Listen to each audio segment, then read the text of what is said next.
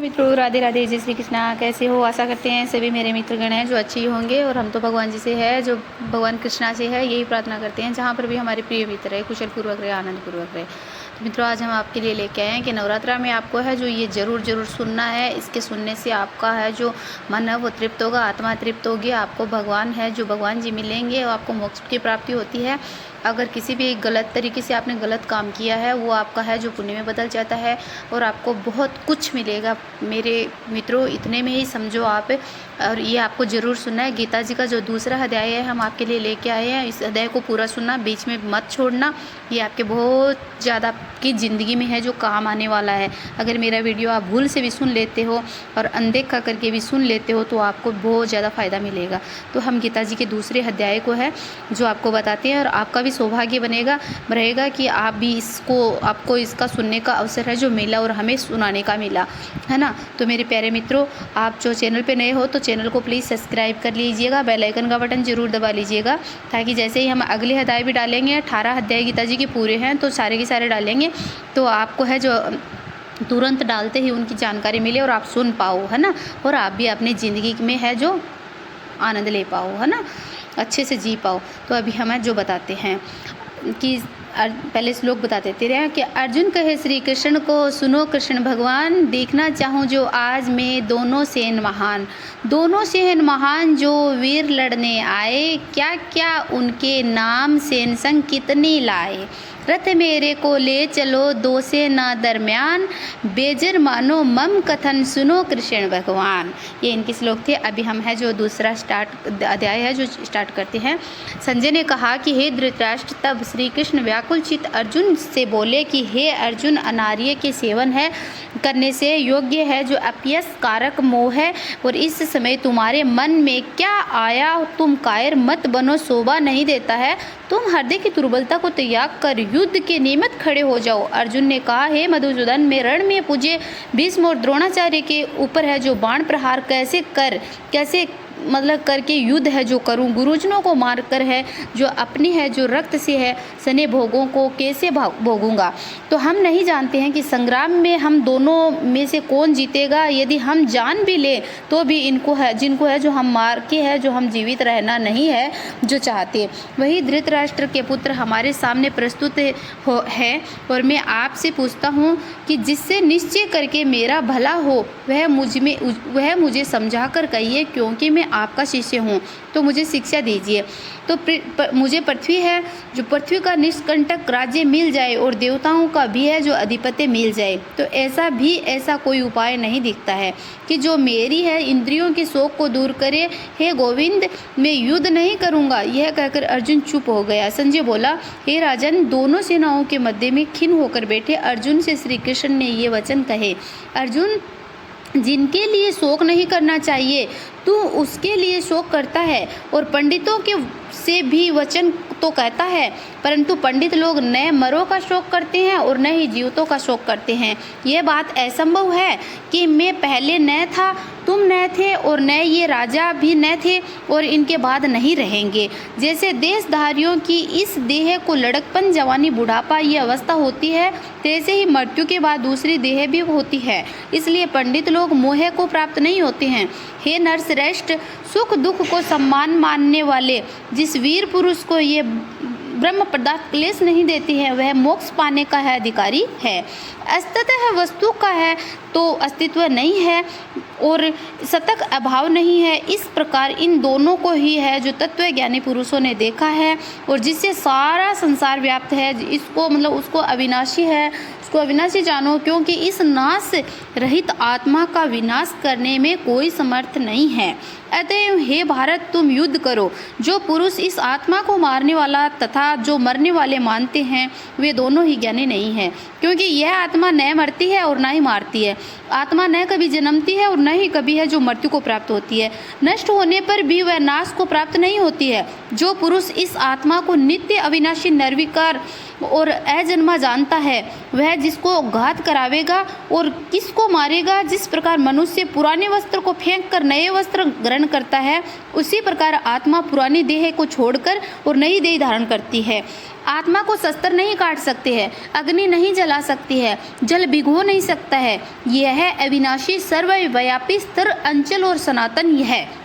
यह इंद्रियों से जानी नहीं जा सकती है, यह कल्पना से भी परे है। इसलिए ऐसा जानते हुए तुम्हें शोक करना उचित नहीं है। हे महाभाव, यदि तुम इस आत्मा को नित्य जन्म लेने और नित्य मरने वाली मानते हो तो भी तुमको शोक नहीं करना चाहिए, क्योंकि जो जन्मा है उसकी मृत्यु और जिसकी मृत्यु हुई है उसका जन्म निश्चय है। अतएव जो बात अनिवार्य है उसके लिए सोच करना व्यर्थ है। जन्म लेने से पहले क्या था और किसी को मालूम नहीं है, फिर मरने के पीछे क्या होगा कोई भी नहीं जानता है। ऐसी दशा में किसी बात का सोच करना है जो क्या तुमको उचित है।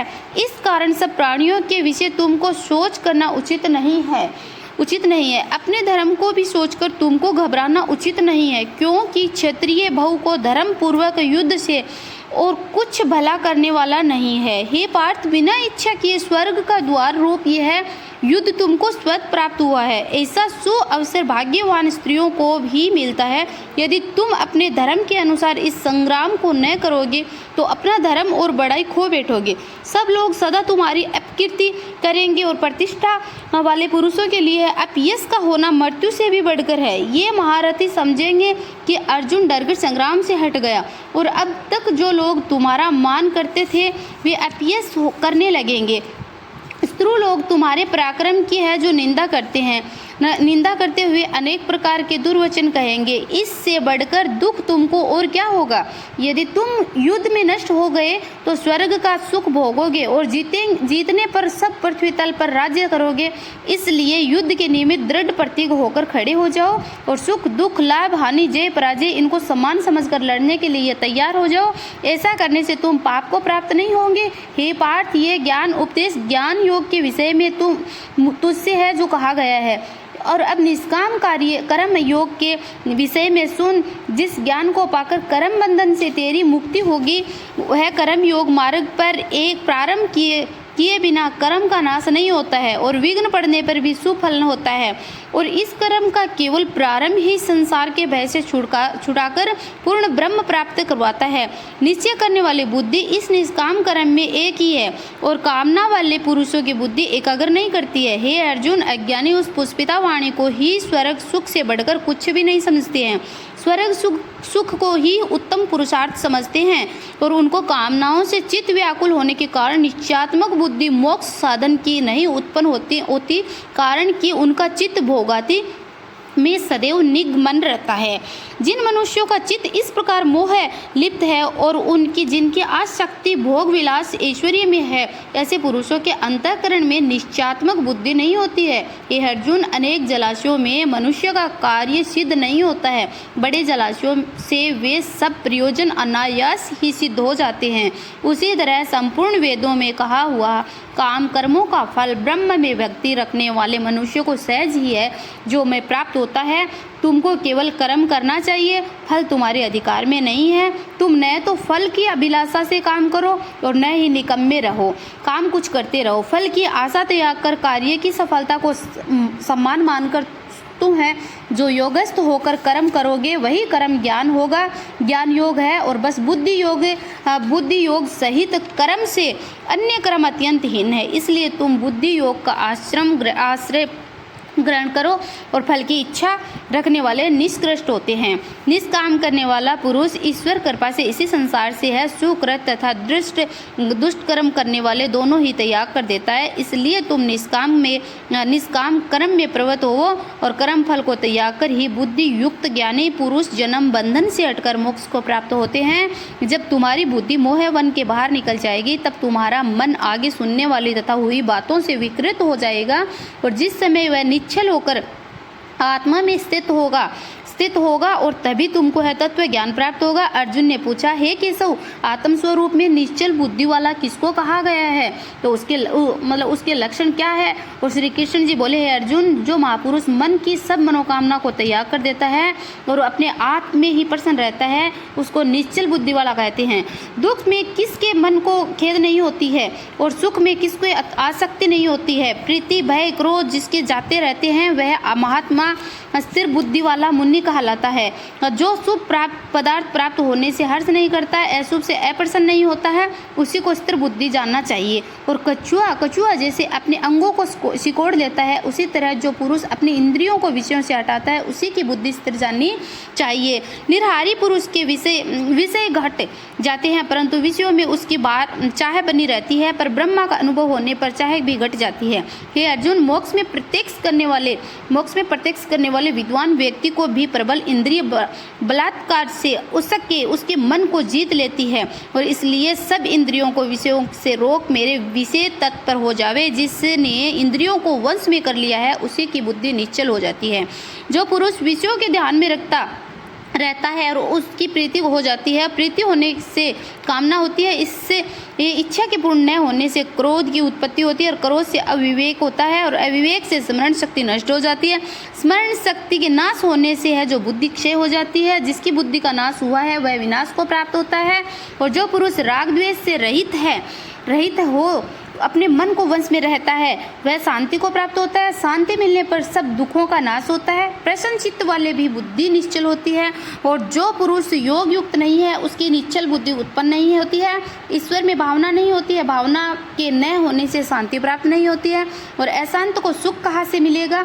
जैसे वायु को नाव जल में खींच ले जाती है, उसी प्रकार इंद्रियां उस पुरुष की बुद्धि का नाश कर देती है। इस कारण हे महाभाव, जिसकी इंद्रियां विषयों से सर्वथा रोक ली गई है, उसकी बुद्धि स्थिर है। और जो सब प्राणियों की रात है और उसमें संयमी जागता रहता है, और संयमी प्राणी मात्र जिस समय जागते हैं, मुनिजनों की वह रात्रि है। जल से भरे समुद्र में और नदियों का जल भरने पर भी वह अपनी मर्यादा पर रहता है। उसी प्रकार जिस पुरुष में इच्छा के रहने पर भी सब विषय भोग प्रवेश नहीं करते हैं, उसी को शांति मिलती है, और विषयों की इच्छा करने वाले को शांति नहीं मिलती है।